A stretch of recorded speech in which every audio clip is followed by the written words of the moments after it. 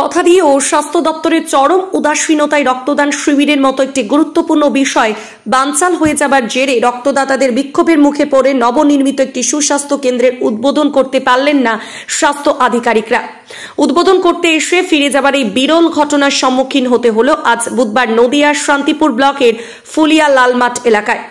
ভারত সরকারের rural infrastructure development ফান্ডের অর্থানুকূল্য ও রাজ্য স্বাস্থ্য দপ্তরের উদ্যোগে প্রায় 42 লক্ষ টাকায় নির্মিত এই লাল মাঠ সুস্বাস্থ্য কেন্দ্রের উদ্বোধন ছিল আজ।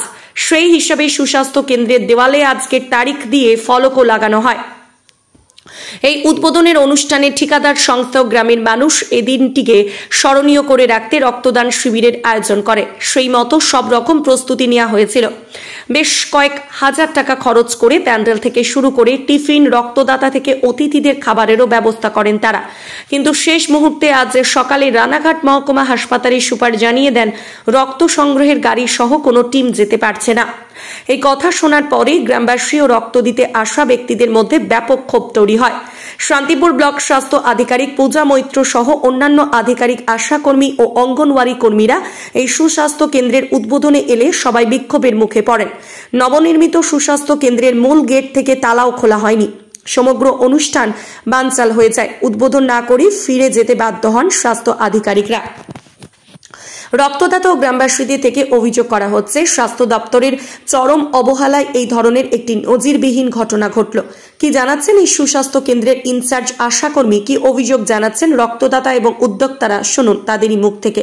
ব্যুরো রিপোর্ট, বাংলার। যে রক্ত নেওয়ার ডোনার আসার কথা ছিল আসেনি। এখানে যে অ্যারেঞ্জমেন্ট করা হয়েছিল আজকে লালমাঠ স্বাস্থ্য কেন্দ্রে, যেসব অ্যারেঞ্জমেন্ট করা হয়েছিল সব বৃথা। এত লোককে অপমান করলো। আজকে সবাই তো কাজ কর্মী, সব এসে না আসা এখন ওনারা জানে, না আসার উপর মহলের লোক জানে। এইবার আমাদের যে ডিস্টার্ব করলো, অপমান করলো লালমাঠ গ্রামবাসীকে, এটা তো ঠিক না। ধরে প্রচুর ম্যানেজমেন্ট করা হলো, সবাই রাত থেকে সারা রাত। এটা তো ঠিক না। প্রাথমিক স্বাস্থ্য কেন্দ্রটাই উদ্বোধনের কথা। হ্যাঁ, উদ্বোধনের কথা ছিল, সেগুলো কিছুই হলো না। হ্যাঁ, রক্তদান শিবির করা হয়েছিল। এবার 200 লোকের খাওয়ার অ্যারেঞ্জমেন্ট করা হয়েছিল, প্যাকেট করেছিল, সব বৃথা। প্রায় কমসে কম না হলো 50,000 টাকা খরচ। এই খরচটা সব বৃথা হয়ে গেল। কি চাইছেন আপনারা? আমরা এখন এর জন্য যা করণীয় এবার আপনারা করেন। না, আমন্ত্রণ সবাইকে জানানো। হ্যাঁ, সবাইকে। গাফলতি কেন? গাফলতি এখন আমরা তো বুঝতে পারছি না, আসলো না কেন। পেছনে কোনো রহস্য রহস্য আছেই মনে হয়। কোনো ক্লিকবাজি আছে এখানে, রাজনৈতিক ক্লিকবাজিও থাকতে পারে। আপনি কি রক্ত দিতে এসেছিলেন? হ্যাঁ, অবশ্যই। আপনার নাম? রমেশ বিশ্বাস। এই এলাকার নাম? লালমাঠ। শিবিরের আয়োজন করেছিলেন, কেন আজকে এই দুটো ঘটনা ঘটলো, যেটা খুব বিরল ঘটনা? যে ঘটনাটা দুঃখজনকভাবে ঘটলো। গত রাত পর্যন্ত রানাঘাটের সুপার, না আমার সাথে কথা হয়নি, আমার একজন দাদার সাথে কথা হয়েছে, ওনারা টিম আসবে রক্ত নিতে। আর সব রেডি, কালকে রাত্রে অনেক রাত পর্যন্ত ছেলেবেলে সবাই মিলে এগুলো অ্যারেঞ্জ করে করছে। আজকে সকাল 10টার সময় যখন ওনাদের আসার সময়, তখন আমার মোবাইলে একটা ফোন আসে আননোন নাম্বার থেকে। তো জিজ্ঞেস করে, আমি বললাম হ্যাঁ। তখন বলছে আমাদের টিমটা আসতে পারবে না। হ্যাঁ, এটা কালকে রাত্রে জানাতে পারতেন আমাকে। অ্যারেঞ্জমেন্ট অন্তত টিফিনগুলো তো অ্যারেঞ্জমেন্ট করতাম না, ওগুলো তো নষ্ট হবে। তা ফোনটা কেটে দিল। তারপরে তো এই পরিস্থিতি বন্ধ। আর এই যে উদ্বোধন তো আমি তো হ্যান্ডওভার দেবে, মানে হ্যান্ডওভার নেবে আমার কাছ থেকে, তারপরে তো উদ্বোধন হবে। কে করেছে স্বাস্থ্য কেন্দ্রটা? করেছে ব্লক থেকে। এখানে শুনেছি এসেছিল, আমার সাথে দেখা হয়নি। আমি একটু লেটে এসেছি, তো আমি অ্যারেঞ্জ করছিলাম যে অন্য কোনো টিম আনার জন্য। না, আমি জানতে পারিনি। না, উনি বলেছেন যে উনি যদি আগে জানতে পারতেন তাহলে উনি টিম অ্যারেঞ্জ করে দিতে পারতেন। মানে কি গাফলতির কারণে এটা হতে পারে মনে হচ্ছে? এটা হয়তো সুপার মানে দায়িত্ব এড়িয়ে গেছে। রানাঘাট যে সুপার, ভালো দিক, একটা এলাকায় তো ভালো হতো, চিকিৎসা পেতো মানুষ, একটা ব্লাড ডোনেশন ক্যাম্প, চিকিৎসা পাবে। এটা হ্যান্ডওভার হয়ে যাবে, তারপরে পাবে। কিন্তু ব্লাড ডোনেশন ক্যাম্পটা যেটা হলো না, এটা তো সাধারণ মানুষের ক্ষতি হলো। রক্তের কার্ড এখন প্রয়োজন হবে মানুষের। ফুলিয়া রক্তের কার্ড অনেকদিন হয় না। ব্লাড ডোনেশন ক্যাম্প, রক্তের কার্ডগুলো পায় তো মানুষ, সাধারণ মানুষ। কেউ তো আর ব্যক্তিগতভাবে রক্তের কার্ড ইউজ করে না। আচ্ছা, পুরো ঘটনা ভেস্তে যাওয়ার পেছনে কারণটা কি মনে করছেন? মানে কি নেগলিজেন্সি, সরকারি আধিকারিকদের নেগলিজেন্সি।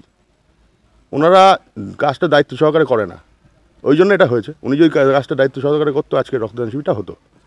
রক্তদান শিবিরের পারমিশনটা তো ছিল, ওরা দিয়েছিল। দিয়েছিল, রিসিভ কপি আমি দিয়েছি আপনাদের। আপনারা কোনো স্থানীয় দল করেন? না, আমি কোনো দল করি না, আমি ব্যবসা করি। আর এই সমাজসেবামূলক কাজ টুকটাক করি, সময়ের অভাবে বেশি করতে পারি না, আগে করতাম। এই স্বাস্থ্য কেন্দ্রের নাম কি রেখেছেন? লালমাঠ সুস্বাস্থ্য কেন্দ্র। আপনার নাম? সুব্রত ঘোষ। আপনি?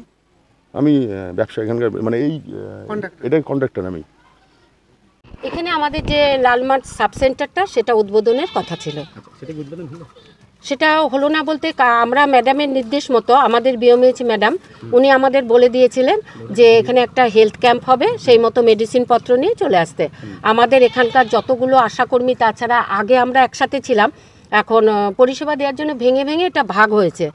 আমাদের ওই সব সাবসেন্টারেরও আশাকর্মী এবং AWW অঙ্গনওয়াড়ি কর্মীরা সবাই আমরা চলে এসেছি, আমাদের ডাক্তারবাবুরাও চলে এসেছেন। আমাদের ক্যাম্পটা হলেন, মানে আমাদের ক্যাম্পটা হয়েছে কিন্তু সাবসেন্টারটা উদ্বোধন হয়নি। কেন হলো? সেটা ভেতরের ব্যাপার, শুধু এইটাই আমি শুনলাম, আমাদের হেলথের দরকার নেই, তাই আমরা বাইরে বসে ক্যাম্প করে আমরা চলে যাচ্ছি। বিওমএইচ ম্যাডাম এসেছিলেন? হ্যাঁ, বিওমএইচ ম্যাডাম এসেছিলেন। মানে উদ্বোধন হতে তিনি ফিরে গেলেন? তখন তো তালা বন্ধ ছিল, তখন তালা বন্ধ ছিল।